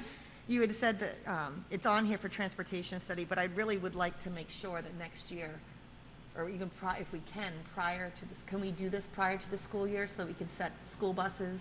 Because I know there's been some really concerns about certain roads in particular over the years. I do think we're getting around that time of the year, so that starts with the transportation committee. Yeah. So that, do you think, Jackie, that will be able to happen before next year? No. Nope. No. We do not have the bandwidth. How would we It get is that? a long-term piece. It is political. There are going to be people speaking about it. People are passionate about it. I think we have to take the time to do it right, to get input, and if there are specific concerns about bus stops, we can talk to the bus company about trying to navigate that as they set the bus routes. Okay. But if we're doing a comprehensive transportation stop study, we have to do it right, and we do not have the bandwidth to do that in the next 2 months. Okay. So can we encourage parents that if they're concerned about a bus stop, do they contact us, or do they contact? I think our administration's really, really tired. Oh, I totally understand. It's just, I feel like this has been pushed. I just want to make sure that it's talked about. So should we take it off so we can not act like we are ever going to do it? I thought the conversation was we were going to take it up that it was going to be a focus of next year, throughout the year with the Transportation Committee. It's absolutely something we need to do, and we need to do it correctly. For a future agenda item, can we make sure to have masks and back-to-school requirements on the agenda? Okay. Just to add to that, we are going to bring a preliminary reopening plan to the next meeting. Great. Anything else? Okay. All right. So we are up to the non-public session. So thank you all for staying. Get out. So per RSA 91-A:3 sub 2 sub C, roll call vote to go into non-public. I'm sorry, what? What's that? Okay, Christine? Yes. Daniel? Yes. Sarah? Yes. Rochelle? Yes. Wendy, yes.